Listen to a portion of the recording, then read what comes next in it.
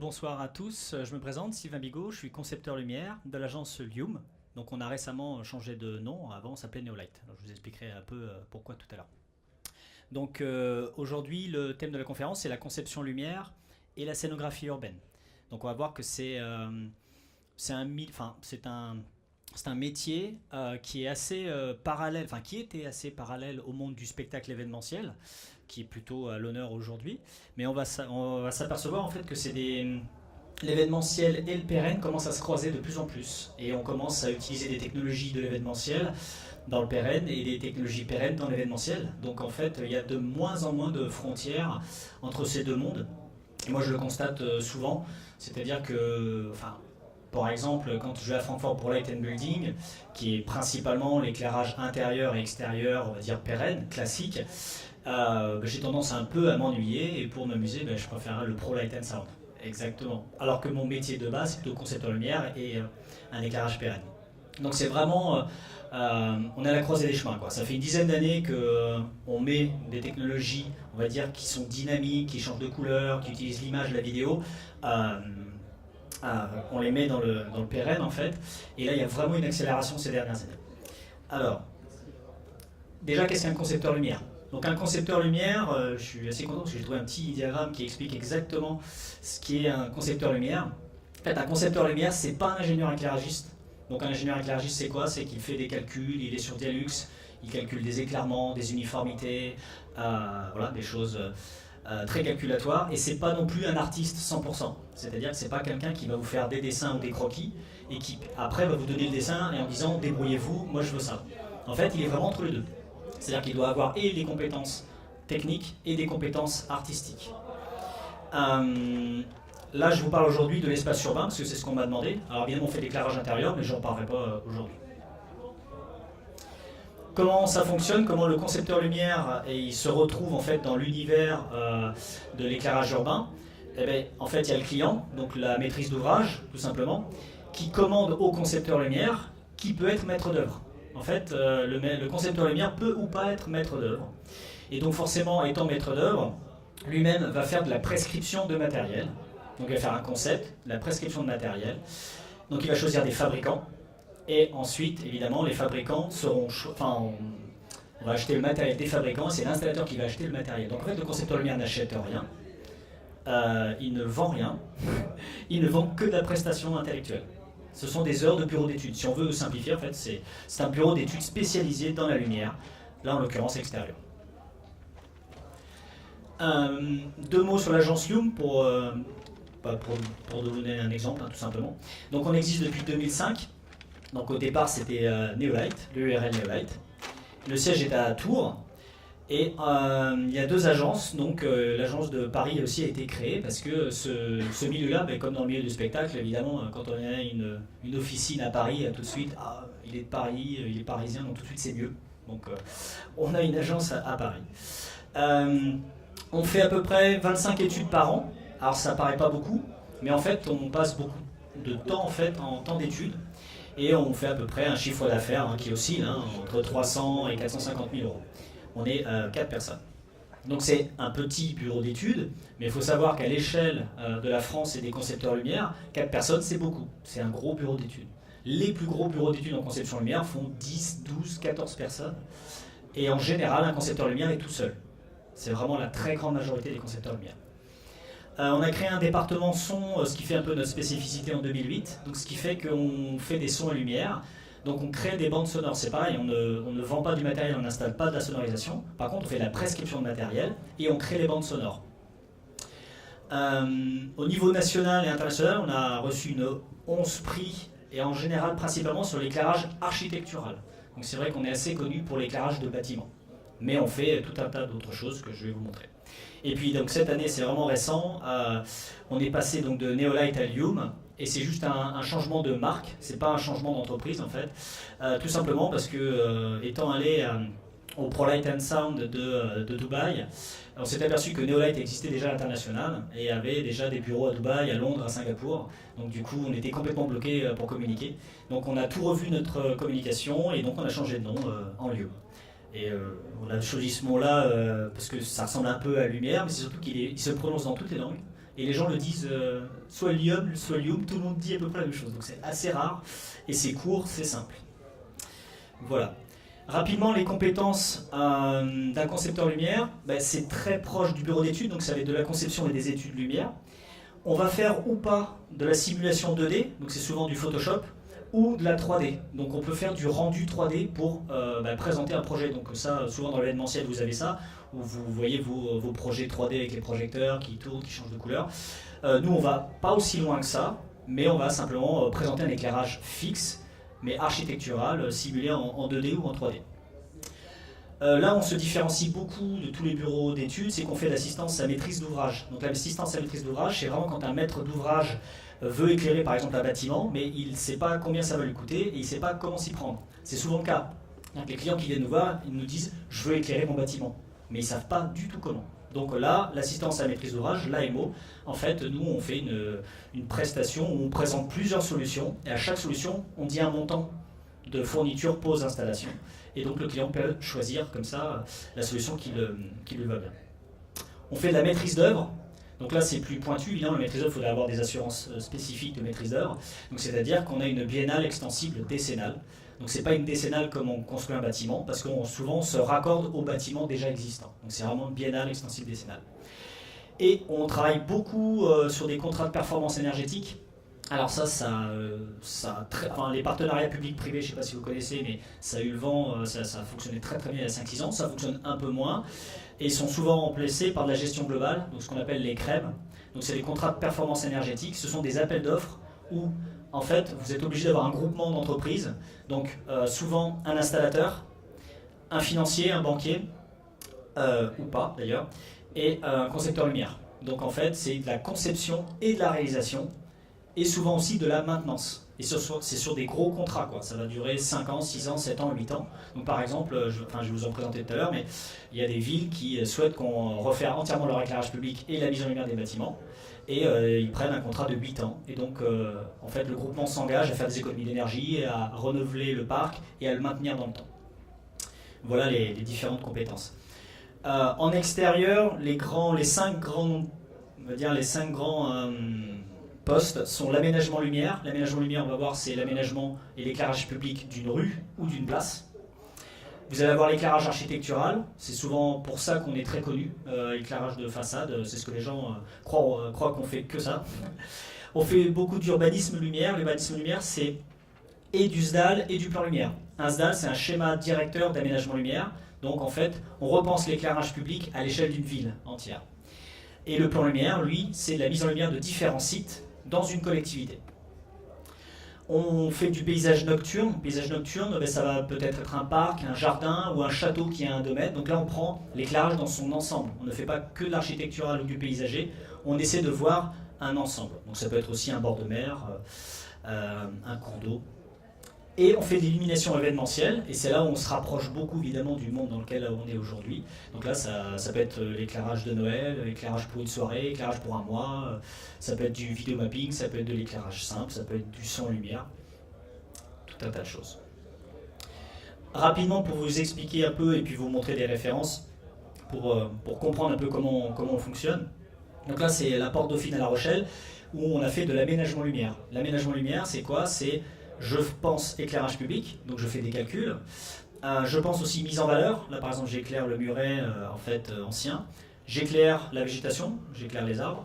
Je fais du balisage, parce qu'on voit dans le bout un petit escalier balisé en bleu pour indiquer que la sortie c'est là pour ceux qui ont pris le TER. Et voilà, et on pense globalement tous les aspects de l'éclairage. C'est-à-dire qu'on prend globalement ce qu'a fait soit l'architecte, soit le paysagiste, et on l'imagine nous de nuit. En fait, on essaie de traduire ce qu'il a voulu dire de jour, et nous on le pense de nuit. Un autre exemple, donc là c'est la promenade de Liton à Évreux, où on a pensé aussi balisage, éclairage public, et ainsi de suite. Donc là tout ça, ce que je vous montre, sont des éclairages pérennes. Alors souvent un éclairage pérenne, en termes d'éclairage public, ça peut durer 25-30 ans. Quand on parle d'éclairage de mise en valeur, quand ça fait 10-15 ans, c'est déjà bien. Là, un aménagement lumière où on a éclairé la place de la tranchée à Tours, où il y a les colonnes de Buren qui sont installées donc par Buren lui-même. Donc là, on a éclairé les colonnes devant et derrière, donc elles sont un côté vert, un côté rouge. Et donc on a un système dynamique d'éclairage pérenne. Et on a éclairé aussi le disque ici, qu'on a éclairé avec un bandeau lumineux. Et on a pris aussi en compte tout l'éclairage public et l'éclairage de la végétation. Pour vous donner un ordre d'idée, en fait, sur cette place, en lumière, il y a à peu près, en fourniture, pose et installation, 350 000 € hors taxe d'installation, juste lumière. C'est quand même des marchés assez conséquents. L'éclairage architectural, donc là c'est vraiment pour ça que le concepteur lumière en général est très connu. Là, en fait, on travaille souvent avec les architectes des bâtiments de France et les architectes en chef des monuments historiques, parce qu'en général, les bâtiments qu'on éclaire sont classés ou listés monuments historiques, et donc on ne peut pas faire exactement ce qu'on veut. Donc souvent on propose des choses à l'architecte, et qui lui, en fait, il a un devoir de protection du monument. Donc nous, pour lui, l'éclairage, c'est vraiment événementiel à son échelle, parce que pour lui, un monument, il existe là depuis 1000 ans, 500 ans, 200 ans. L'éclairage, ça dure 15 ans. Donc pour lui, on ne doit laisser aucune trace physique sur l'édifice. On doit pouvoir enlever absolument tout l'éclairage sans laisser des trous partout, sans avoir blessé l'édifice. Donc sur tous les monuments qu'on éclaire, on a vraiment beaucoup de réunions qui se passent avec l'architecte des bâtiments de France et la CMH. On utilise beaucoup la simulation, comme je vous ai montré tout à l'heure. Donc là, c'est un exemple d'une simulation en fait sur le gros horloge de Rouen, où en fait vous avez à gauche la simulation qui a été faite sur Photoshop, et puis la réalisation après 1 ou 2 ans plus tard. Donc en fait, quand on fait de la simulation Photoshop, on essaie que ça soit vraiment très réaliste. Alors on est aussi connu Lyon pour ça, c'est qu'on fait vraiment des simulations très très précises. On voit qu'on représente toutes les ombres. Donc on passe beaucoup de temps sur nos simulations parce qu'on veut que nos clients, en fait, comme ils en général ne connaissent pas les effets lumineux, on veut leur présenter exactement ce qu'ils vont avoir. Là, je vous présente une mise en lumière presque en avant-première parce que c'est juste à l'état d'étude encore, mais pour vous montrer comment on présente aux clients des projets de mise en lumière. Donc là, ça va être aussi une simulation Photoshop, mais souvent, on leur montre différents types d'éclairage. On leur montre rarement une vidéo, parce que les vidéos, ça peut prendre beaucoup de temps et c'est pas forcément très parlant. Donc là, on leur explique en fait quels sont les différents types d'éclairage ou d'effets qu'on va faire. Donc là, sur le château de Chambord, déjà, ce qu'ils voulaient, c'était mettre pratiquement aucun projecteur sur Chambord. Il faut savoir que Chambord était un des premiers châteaux éclairés de la Loire, et il y a eu à peu près une quinzaine d'installations depuis 80 ans. Donc du coup, ils ont dit, ok, là maintenant vous êtes le dernier en date, mais là je veux pas un projecteur sur mes façades, je veux pas un trou, pas un passage de câble. Vous passez là où il y a déjà eu des passages de câble. Donc en fait, l'éclairage, forcément, vu qu'on ne peut pas toucher l'édifice et que si vous connaissez Chambord, en fait, il y a il y a des douves en fait. Donc, soit on va pas se mettre dans l'eau parce que l'eau là-bas, ça fait ça tout le temps. Donc du coup, forcément, on peut pas faire beaucoup d'éclairage rasant, on peut pas faire des effets très scénographiques. Donc on est parti du principe qu'on va faire un éclairage type lever de soleil, coucher de soleil, donc avec des effets d'ombre très importants, et donc créer comme ça un éclairage dynamique dans le temps. Alors on a pu se poser sur certains endroits, mais il y a à peu près que 14 endroits sur le château où on a pu se mettre à l'intérieur. Ça fait pas beaucoup. Donc on a fait un éclairage ici qui va jouer sur les températures de couleur, donc des blancs chauds qui vont aller vers des blancs froids, et l'angle de tir en fait va être différent en fonction de la nuit. Donc là on était parti sur les blancs chauds. Ici blanc froid mais de l'autre côté, donc on imagine en fait voilà, un changement d'éclairage très simple et qui redonne les volumes au château. L'idée aussi n'était pas d'utiliser des effets trop rasants, parce qu'ils voulaient absolument qu'on reconnaisse le château comme ce qu'on connaît de jour. Alors c'est un peu un non-sens en termes de concepteurs lumière en général, parce que nous on nous demande souvent de changer, mais eux ils veulent qu'on conserve l'image du château, ils veulent pas que ça soit un écran de vidéoprojection, ils veulent pas qu'on rajoute des choses ou qu'on en enlève, ils veulent qu'on reconnaisse vraiment facilement le château. Parce qu'il faut savoir que le château est très visité, il y a à peu près 700 000 visites payantes, mais il y a plus de 5 millions de personnes qui voient le château sans payer, qui passent juste dans le parking, qui s'arrêtent, qui viennent marcher et qui repartent. Donc en fait, ils veulent que les gens aient vraiment une vision de nuit du château qui ne soit pas si différente de celle qu'ils connaissent de jour. On a quand même proposé pour le château des éclairages dits événementiels, donc qui changent de couleur, plus dynamiques. Et ça les a intéressés parce qu'en fait, ils privatisent le château. Donc ils voulaient pouvoir dire, ben voilà, s'il y a un mariage au château de Chambord, on peut vous proposer en plus à la carte un éclairage dynamique. Et ça, pour eux, c'est très important parce qu'ils le vendent et ça leur permet de faire des rénovations plus importantes. Parce qu'un château comme ça, évidemment, vous imaginez bien que la restauration d'un château, de ce château-là, coûte vraiment très cher. On a proposé aussi, en plus en option, donc là ça ne sera pas fait évidemment dans le premier projet, mais on a proposé aussi des projecteurs dits événementiels, donc c'est des projecteurs d'effet, donc je pense qu'il y en a un ou deux, j'en ai vu traîner là, qui sont étanches déjà, et qui projettent donc des gobos, donc des images. On peut changer les images, on peut changer les couleurs des images, on peut les faire tourner, on peut faire aussi du mix de gobos, donc faire du morphing, faire différents effets. Et donc ça, on l'a proposé aussi au château, et ça les intéresse aussi beaucoup, parce que comme ça, ils peuvent aussi rajouter, comme ça, à leur prestation, de dire, bah, vous pouvez avoir l'éclairage classique, mais vous pouvez aussi rajouter des éléments ou des photos qui peuvent vous intéresser spécialement pour votre événement. Quelques références en architectural. Donc on a éclairé le château de Chaumont-sur-Loire, maintenant il y a quelques années, 2015. Et donc on avait gagné le premier prix du concours Lumière en 2015. Donc là c'était un éclairage aussi assez, on va dire, assez simple dans le sens où, pareil, on n'avait pas trop le droit de toucher l'édifice. Donc on s'est mis relativement loin des remparts et des tours. Par contre, on a éclairé vraiment toutes les toitures et toutes les façades. Et on a pu jouer comme ça avec des effets entre j'éclaire les façades, j'éclaire les tours, j'éclaire pas les tours, j'éclaire les murs. Et pour donner des petits effets, on a pu quand même éclairer en fait, le chemin de ronde aussi. Donc on a fait quelques petits effets sympathiques dessus.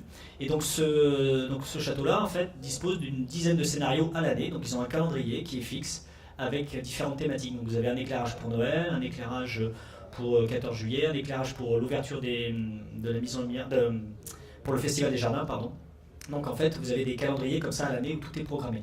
Et depuis que c'est installé, ils nous ont pratiquement demandé aucune modification. Donc, vous voyez, c'est vraiment de l'éclairage pérenne, mais qui évolue dans le temps, mais on n'intervient pas trop dessus une fois que c'est fait. Par contre, là, on l'a installé en 2015 et on a fait une maintenance en 2017. C'est-à-dire qu'on est revenu, on a tout nettoyé les projecteurs, on a élagué les arbres, parce qu'il y en a partout, et on a été obligé, nous, de refaire des réglages. Donc en fait, on a un contrat de maintenance avec un installateur, un programmateur, qui est là, en l'occurrence, c'est Lumière Utile, et donc nous, donc c'est fait qu'on est, c'est un partenariat à 3 avec Citeos pour faire la maintenance, et donc il y a un contrat l'année de maintenance de mise en lumière.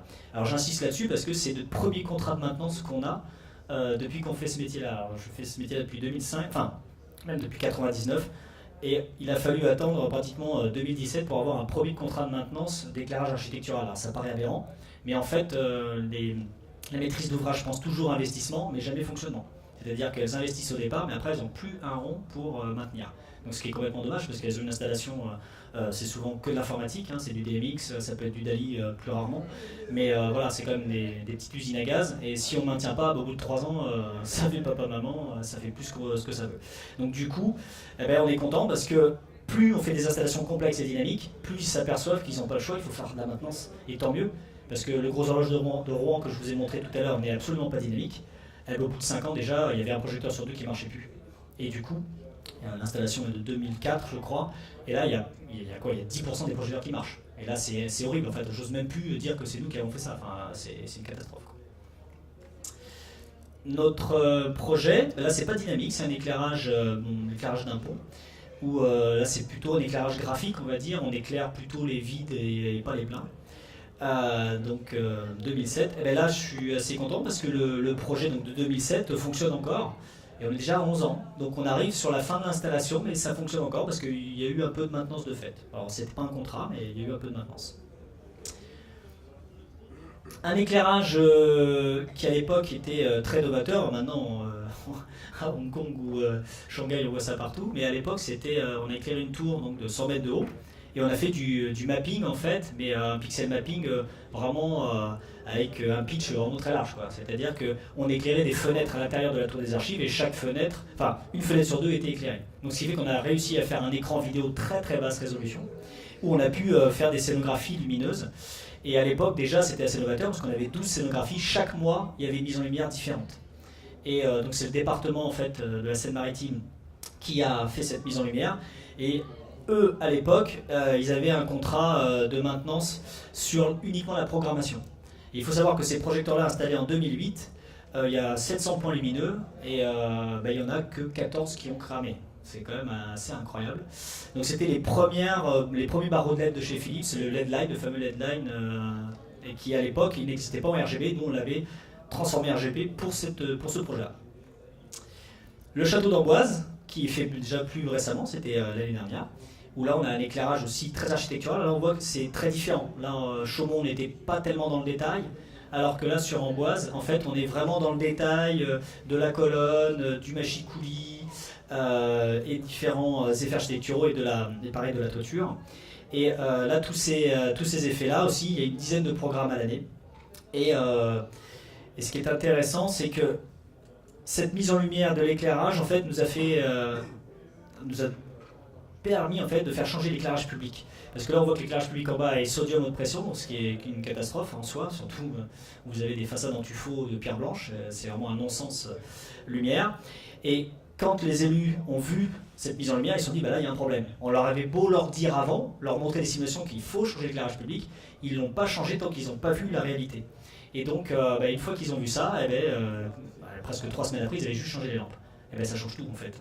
On change les lampes d'éclairage public, ça vous fait en fait, une harmonie de température de couleur sur l'ensemble. Donc voilà, c'était un exemple de... Parfois, on a beau expliquer des choses théoriquement, tant que le client n'a pas vu de quoi on parlait... c'est un peu compliqué. Pareil, un projet assez ancien, donc une grue à La Rochelle, donc du port autonome. Donc là, c'est une mise en lumière en fait qui était assez intéressante parce que ça permettait au port autonome et à la ville de La Rochelle de faire un projet presque commun entre guillemets. Et cette grue en fait était la porte d'entrée du port autonome. Et donc de cette grue-là, ils ont décidé de faire un plan lumière sur tout le port autonome, donc avec la base sous-marine et autres. Donc c'était un projet assez emblématique. Donc un projet entièrement dynamique et piloté aussi, qui à l'époque en 2009 était assez rare. Un projet plus récent que certains peuvent connaître parce que c'est assez proche d'ici, c'est la mairie de Poitiers. Et alors ça c'est assez intéressant parce que c'est un projet qu'on a fait à l'époque, ça devait être 2007 ou 2008. Et on avait utilisé du matériel d'une marque que je ne citerai pas qui entre-temps a coulé. Du coup on s'est retrouvé avec du matériel qui n'existe plus. Et il y a eu 3 ou 4 réglettes qui se sont mis à ne plus fonctionner. Et donc là on s'est retrouvé un peu le bec dans l'eau. Et on s'est dit, maintenant quand on fait de l'éclairage architectural, on prend que des entre guillemets grosses marques ou des marques qui ont pignon sur rue. On fait plus avec des... Parce que je suis comme vous, je reçois à peu près 10 fois par jour une nouvelle société qui vend de la LED. Ça n'arrête pas. Et en fait, je ne regarde même plus. Ça part tout de suite à la benne. C'est comme à Light & Building où il y a énormément de fabricants, mais moi, dès que c'est pas quelqu'un qui distribue, que je vois, qui me dit oui, on va suivre. Si ça marche pas, on vient venir, on va vous changer le matériel. On n'installe plus. Ce qui fait qu'on a réduit le champ des possibles, parce que je pense qu'il y a à peu près 1000 ou 2000 sociétés qui vendent de la LED. Nous, on prend que 10 marques. Et ces 10 marques-là, on les connaît, on sait que si ça marche pas, ils vont tout changer et ils vont pas nous dire ah oui mais la garantie, non, ils changent et ils remplacent. Et surtout on sait que dans 5 ans ils seront là et dans 10 ans ils seront là et dans 15 ans ils seront là. C'est vraiment notre credo, c'est vraiment pérenniser une mise en lumière. Schéma directeur, alors ça je vais aller très vite parce que ça va moins vous parler, mais c'est plus pour parler on va dire de conception lumière générale. Donc schéma directeur c'est penser l'éclairage public à l'échelle d'une ville. Donc rapidement, c'est quoi? On fait l'historique de la ville, on essaie de comprendre sa fonctionnalité, on essaie de comprendre aussi tous ces parcs, ces jardins, toutes ces protections, donc Natura 2000, tout ce qui est faune, flore. On essaie de comprendre toutes ces typologies de quartiers, les quartiers historiques, les quartiers commerçants, les quartiers zones industrielles, comme ici. Le tissu viaire, comment il fonctionne, donc nombre de véhicules jour, en fait c'est des études très urbanistiques, en fait très architecturales. Et nous, ça nous emmène vers un diagnostic de l'éclairage public existant. Donc là, on va avoir souvent des critiques en disant l'éclairage public est trop haut, il est trop puissant, il éblouit trop, il n'est pas adapté, ou il éclaire en sodium haute pression alors que les façades sont blanches. Voilà, on va faire tout un tas de critiques comme ça sur l'éclairage public. Tout ça pour nous emmener sur des planches d'éclairement. Donc on va choisir le nombre de lux par rue, on va choisir l'uniformité, les luminances. On va choisir aussi les températures de couleur, donc du blanc chaud, blanc neutre au blanc froid, avec aussi des indices de rendu des couleurs, donc c'est important pour l'éclairage public. On va aussi parler de trame noire. La trame noire, c'est quoi? C'est ce qu'on n'éclaire pas. Par exemple, ça va être un parc, on va décider que ce parc-là ne sera pas du tout éclairé. Pourquoi? Pour protéger la faune et la flore, pour permettre à la flore de se régénérer, d'avoir un vrai temps de pause la nuit. Parce que si vous éclairez un arbre toute la nuit, il va vivre 15 ans. Si vous ne l'éclairez pas, il peut vivre 100, 200 ans. On va aussi parler de quartiers où on va soit grader l'éclairage public, donc le diminuer, soit voir le couper à partir d'une certaine heure. Et donc ça, de plus en plus, comme ça, dans la ville, on va prendre des quartiers, des rues, des tests pour travailler dans ce sens. Ensuite, on va choisir par typologie de voie ou de quartier, on va choisir un type d'éclairage. Est-ce que je suis sur console? Est-ce que je suis sur mât? Est-ce que je suis sur mât aiguille? Est-ce que j'ai fait de l'éclairage piéton? Est-ce que je fais de l'éclairage routier? Est-ce que je fais de l'éclairage architectural? Est-ce que j'éclaire les arbres? Est-ce que je ne les éclaire pas? Et quels sont les différents designs utilisés? Le plan lumière. Donc, comme ce que je vous ai dit tout à l'heure, le plan lumière lui va s'occuper uniquement des parties emblématiques de la ville. Donc ça va être une entrée de ville, ça va être un pont, ça va être une mairie, une école, ça va être un château, que sais-je. Et donc là, on répertorie tous les sites importants d'une collectivité. On analyse de nuit comment ils fonctionnent, est-ce qu'ils sont éclairés, est-ce qu'ils ne sont pas éclairés, qu'est-ce qui est bien, qu'est-ce qui n'est pas bien. Donc là, on fait vraiment un gros diagnostic. Et après, on propose un plan lumière. Donc le plan lumière, ça peut très bien être un plan qu'on décide qui peut se réaliser sur 5-10 ans, ou alors on peut le faire tout de suite. Par exemple, dans le cas de Guérande, ça a été un partenariat public-privé, où là, tous les travaux ont été faits en un an, et on a éclairé toute la ville. C'est-à-dire qu'on a changé l'éclairage public et la mise en lumière de tous les sites. Mais ça peut être plus long. Je vois l'exemple d'Évreux, ça fait plus de 12 ans qu'on travaille avec eux, et tous les ans, ou tous les 2 ans, ils éclairent un site en plus ou 2. Mais il faut savoir qu'ils utilisent notre plan lumière de base. C'est-à-dire qu'il y a un concept général sur toute la ville. Ce qui fait qu'on ne va pas se retrouver avec 15 concepteurs lumière pour 15 monuments, parce que là, évidemment, chacun se fait plaisir, il n'y a aucune cohérence. Donc le but du plan lumière, c'est d'être cohérent dans sa réalisation. Le plan lumière de Sancerre aussi, c'était assez particulier, parce que c'est une toute petite ville de 2000 habitants, et qui est très connue pour le vin, forcément, mais les gens, ils arrivaient la journée, ils faisaient les caves, ils repartaient dans l'après-midi. Donc là, ils disaient, mais qu'est-ce qu'on peut faire pour capter les gens? Donc, on leur a proposé un plan lumière et ça a tout changé en fait. C'est-à-dire que les gens maintenant viennent plutôt en fin d'après-midi, ils se baladent un petit peu, ils mangent au restaurant, ils visitent le plan lumière, ils prennent une chambre d'hôtel, le lendemain, ils vont visiter les caves et ils repartent. Ça change tout en fait. En fait, en termes de fréquentation des hôtels, des restaurants, ça crée une dynamique touristique qui n'a plus rien à voir parce qu'ils savent qu'il y a un plan lumière et ils restent pour ça. Donc les plans lumière sont souvent faits pour ça. Ce qui va être le cas aussi pour Tours qu'on est en train de faire actuellement. La ville de Boulogne-sur-Mer aussi, ça fait presque 15 ans qu'on travaille avec eux et qu'on continue encore et on met en lumière progressivement tous leurs sites. Et ça c'est souvent une volonté d'un maire qui a une fibre un peu particulière sur la lumière. Et systématiquement, dès qu'il a un projet de réaménagement, il pense lumière. Il dit oui, cette fois on ne veut pas dire que l'éclairage c'est la 5e roue du carrosse, non, on pense éclairage tout de suite. Alors je vous dis ça parce que c'est pas le cas partout dans toutes les communes, on aimerait bien, mais c'est pas toujours le cas. La ville de Lille, donc là c'est une gestion globale qui a duré maintenant depuis 6 ans, on est sur la dernière année. Donc là on met en lumière à peu près une 40aine de sites dans toute la ville. Là c'est une mise en lumière assez particulière parce que c'est une projection d'image géante, c'est un mapping fixe. En fait c'est juste un projecteur qui fait tout ce que vous voyez, il y a juste en fait... que je tombe pas, il y a juste un éclairage ici dépercé avec d'autres projecteurs. Mais là c'est juste un projecteur et c'est assez intéressant parce que en fait, l'architecte des bâtiments de France nous avait dit pareil, je ne veux aucun projecteur sur la façade, vous ne me touchez à rien. Donc là on n'a pas trop eu le choix, donc on a fait du mapping fixe. Donc s'ils veulent changer d'image, il faut qu'ils montent dans la nacelle, qu'ils prennent un autre gobo immense, donc quadrichromie, et qui coûte un peu cher. Le parcours lumière, donc qu'est-ce qu'un parcours lumière? C'est, dans le cadre du plan lumière, on peut décider d'avoir un parcours privilégié qui peut être piéton, vélo ou que sais-je. Et ce parcours-là va permettre de visiter la nuit tous les sites. Donc là, c'est le parcours lumière de la ville de Vernon, donc qui permet comme ça de voir la collégiale, la mairie, le musée, l'église et autres. Et donc souvent on décide d'un temps de parcours, donc 45 minutes, 1 heure à pied ou autre. Et c'est intéressant parce que ce parcours lumière aussi, on peut le faire progresser dans le temps. Par exemple, sur Tours, on a récupéré donc on a le plan lumière de Tours et on a fait 4 parcours différents. Et en fait, ils vont réaliser pratiquement un parcours lumière par an pendant 4 ans.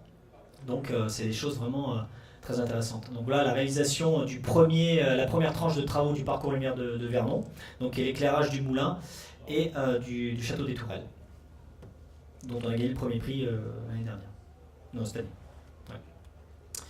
La ville de Guérande, qui est un partenariat public-privé. Donc là, un partenariat public-privé, c'est quoi? C'est du préfinancement privé pour le public. C'est-à-dire que vous avez forcément un banquier, un installateur et un concepteur maître d'œuvre. Donc là, en fait, tous les travaux ont été réalisés en une année. Donc ils ont fait, juste pour la mise en lumière, à peu près 2,5 millions de travaux, et tout a été réalisé en un an. Mais ils vont payer pendant 15 ans. En fait, c'est un loyer, c'est comme quand on construit un hôpital ou un pont, c'est le même système. En plus de ça, ils ont la maintenance, c'est-à-dire que le groupement a obligation de résultat. C'est-à-dire que chaque projecteur doit être remplacé s'il est défectueux, si la mise en lumière ne fonctionne pas, c'est pareil, tout doit être pris en compte. Donc ce qui fait que là, on n'a même pas besoin de signer un contrat de maintenance, c'est dans le contrat déjà de base. Donc nous, forcément, Guérande, on va les suivre pendant 15 ans. On sait qu'on va revenir à peu près une fois tous les 2 ans pour changer des programmes, régler des projecteurs. Et ce qu'on leur a même proposé sur Guérande, c'est qu'on leur a dit que le plan lumière, donc ils ont à peu près une 50aine de sites éclairés, hein, et on leur a dit, au bout de 5 ans, vous allez vous lasser du mode Noël. Donc on vous propose tous les 5 ans de faire une direction artistique, ce qu'on appelle, c'est-à-dire de revoir l'ensemble de tous les scénarios. Donc là, ils en ont une douzaine. On revoit tout. S'il y en a que vous les gardez, vous les gardez. S'il y en a que vous ne voulez plus, on les supprime, on les remplace par quelque chose d'autre. Et donc là, l'installation est faite qu'on peut changer toutes les couleurs, on peut changer toutes les images, on peut changer tous les effets. On peut changer les bandes sonores parce qu'il y a de la sonorisation partout. Donc on leur propose vraiment un package complet. Et donc là, je pense que d'ici 2 ans ou 3, on va vraiment se réunir. On va prendre point par point, qu'est-ce que vous voulez garder, qu'est-ce que vous voulez changer, et on va tout dérouler comme ça.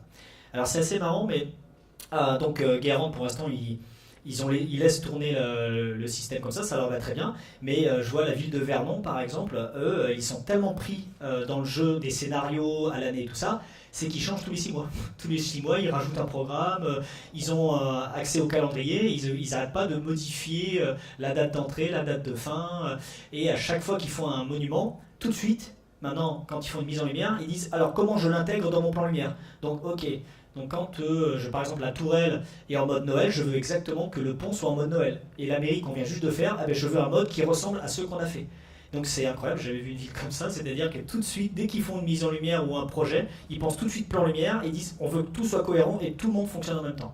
Et donc à chaque fois, on les a au téléphone, on modifie, on fait différentes choses avec eux. C'est assez marrant, ils sont vraiment appropriés le projet et c'est ce qu'on souhaite vraiment pour nos clients. Pour Guérande, on a une petite différence, c'est que en fait, la mise en lumière en fait, a été couplée avec une application qui est Guérande Lumière, qui permet de visiter la ville avec son smartphone de jour, mais aussi de nuit. Ce qui fait que l'application, vous pouvez basculer en mode jour ou en mode nuit, et l'application est corrélée avec le plan lumière. C'est-à-dire que si vous y allez à Noël, l'application va vous dire les monuments mis en lumière pour Noël sont, et hop, il vous donne la liste, et il vous montre des simulations des projets que c'est. Et si vous voulez y revenir à Guérande, vous avez le calendrier visible, et vous faites dérouler les différentes scénographies. Et c'est quand même assez exceptionnel parce qu'ils savent quand est-ce que la fête celtique a lieu. Et s'ils veulent revenir, s'ils veulent voir Guérande en fête celtique, ils ont les programmes et tout est sur l'application. Ça, c'est vraiment très très intéressant. Donc les exemples de scénographie qu'on a fait donc, sur la collégiale Saint-Aubin de Guérande, on utilise soit l'éclairage dit classique, semaine ou week-end, qui est donc à gauche, un éclairage blanc chaud, blanc froid. Et après, on utilise des projecteurs d'images et d'effets pour la façade et les côtés, qu'on rajoute en plus. Donc les projecteurs classiques changent de couleur, et en plus on rajoute d'autres projecteurs qui ne s'allument que pendant les périodes festives. Donc c'est souvent soit des gobos, soit des projecteurs d'effet. On utilise les mêmes machines, évidemment, étanches.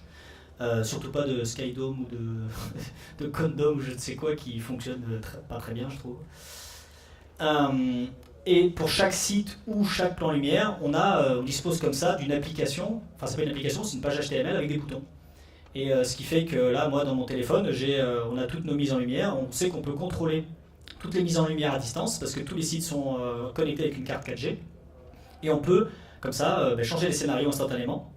Et on peut aussi savoir ce qui se passe. Et on a un historique. Parce que souvent des clients nous appellent: ah mais je comprends pas, hier le château il était vert ou bleu, comment ça se fait, quelqu'un m'a dit que. Bah nous on vérifie, ah non, il nous a dit n'importe quoi, non. Hier soir ça a fonctionné comme ça et ça s'est très bien passé. Et donc du coup ça nous permet comme ça de réguler un peu les demandes des habitants. On a évidemment des boutons plus classiques, c'est comme une télécommande, quoi. Je mets play, je mets stop, je mets lancement inauguration, ça c'est tout bête, mais on nous demandait systématiquement: ah, est-ce que vous pouvez nous faire défiler tous les scénarios? Alors on passait toute la soirée, j'allume, j'éteins, je rallume. Donc du coup on a créé un bouton, poum, inauguration, et on fait défiler tous les scénarios comme ça. Et c'est tout bête, mais ça leur permet eux de faire venir soit des clients, soit des collectivités voisines pour leur montrer leur installation, et ça leur permet de leur faire de la pub. Donc un calendrier, ça se présente comme ça. On a comme ça à l'année les différents scénarios qui sont présentés. Donc semaine, week-end, fixe, pas fixe, fête de la musique, fête médiévale, Noël. Donc ça vraiment c'est des choses qui sont programmées à l'année. Alors évidemment on peut changer, mais on ne peut pas changer tous les 4 matins. C'est pas le but, c'est que c'est une installation pérenne qui change de manière événementielle, mais de manière programmée. Le but c'est qu'on n'ait pas quelqu'un derrière une table, une console qui fasse joujou. Surtout pas. Illumination événementielle. Donc les illuminations événementielles, donc ça c'est plus votre quotidien, je dirais, je pense. Donc c'est l'éclairage temporaire. Donc, on voit bien que les projecteurs sont posés de manière temporaire. Donc ça aussi on en fait. Et on fait principalement des fêtes de Noël, en fait. Donc ça va être l'utilisation de la ville comme une scénographie mais urbaine, c'est-à-dire qu'on va utiliser les façades, les monuments comme support, soit de projection, soit de colorisation, soit d'effets. Donc ça c'est des choses qu'on fait de plus en plus. On va aussi pouvoir créer des motifs lumineux. Donc comme plutôt que de faire les guirlandes de Noël avec le motif du Père Noël classique, on va créer des motifs particuliers avec des fabricants spécifiques de motifs de Noël. Voilà quelques exemples. On a fait Niort en 2007, pour ceux qui se souviennent, et 2008, avec Geste Scénique d'ailleurs, qui nous avait fait programmer, tous les projecteurs. Et à l'époque, c'était assez rare en fait de coloriser toute une ville en fait. Et on avait réussi à changer tout l'éclairage public, à éclairer les arbres, à éclairer les façades, à projeter des images au sol. Là par contre, on avait mis des asservis, la tête en bas, sur une planche pour que l'eau ruisselle autour. Et donc pendant un mois dehors, quoi. Bon, c'est un peu à cette époque-là, on n'avait rien d'autre, quoi. Donc du coup, on avait fait ça. Mais du coup, c'était assez intéressant de voir ça.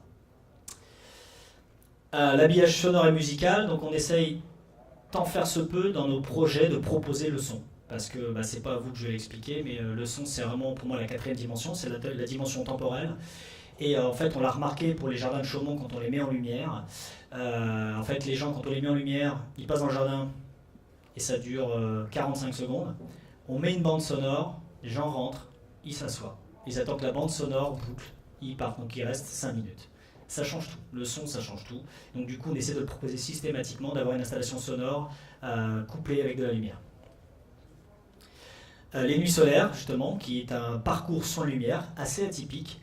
Alors avant ils faisaient ça de bric et de broc, c'est-à-dire que c'était une association qui fabriquait eux-mêmes des petits motifs, qui mettait des lampes photovoltaïques, qui remontaient des trucs. Et ils se sont dit bon on peut plus fonctionner comme ça parce qu'ils commençaient à avoir vraiment du monde qui visite. Pendant juillet et août ils avaient 10 000 personnes quoi.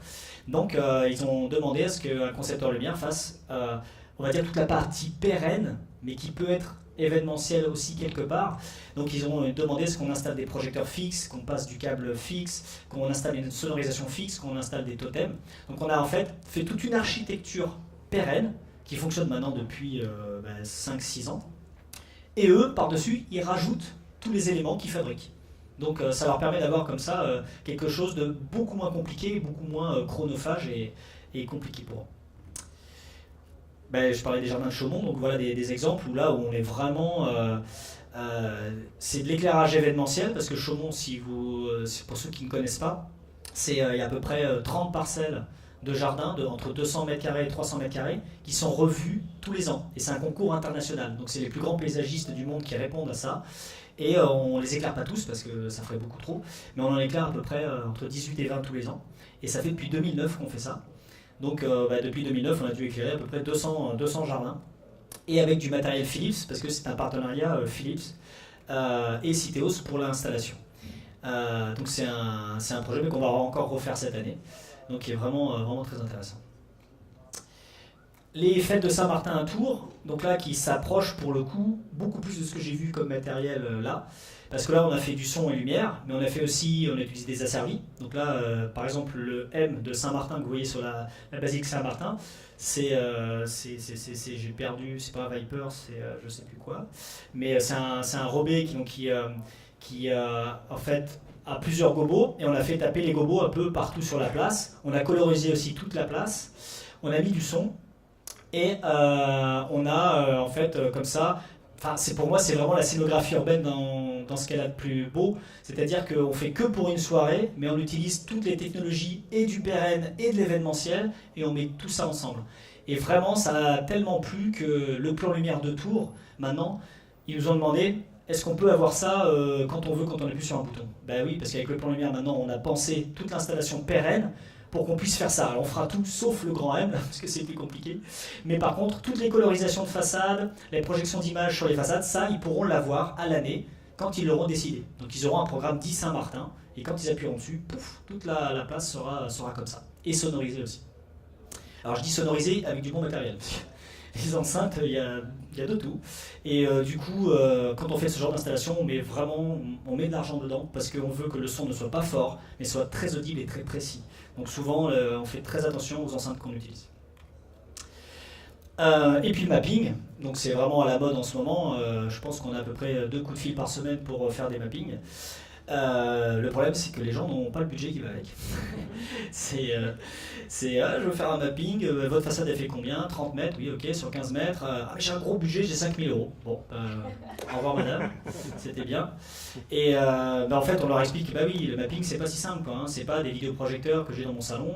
Il faut un PC, il faut que je fasse de la correction, il faut des gens pour faire manipuler, il faut du son, il faut créer la partie artistique. Enfin voilà, c'est pas simple. Et du coup, on passe beaucoup de temps à s'expliquer. Mais quand les clients ont de l'argent, on peut faire du mapping et on peut faire de la vidéoprojection, et c'est toujours très intéressant. Le plus intéressant, c'est que quand on fait du mapping, on essaie de rajouter la lumière. Parce que mapping, son, super, mais si on rajoute des projecteurs en plus, ça change tout. Et vraiment, ça rajoute du volume, ça rajoute du grain. Parce que le mapping, on peut dire tout ce qu'on veut, c'est quand même, ça reste plat. Donc dès qu'on rajoute de la lumière, ça change tout. Et puis pour finir, je vais présenter une petite vidéo qui va vous montrer quelques exemples de réalisation. C'est parti.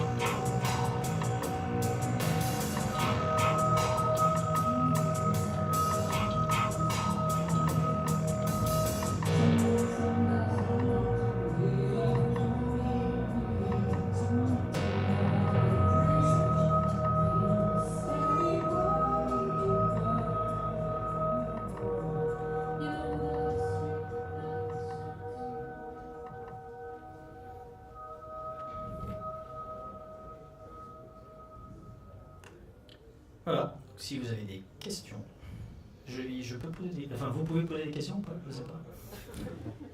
Bah, vous pouvez. N'hésitez pas. Pas de questions.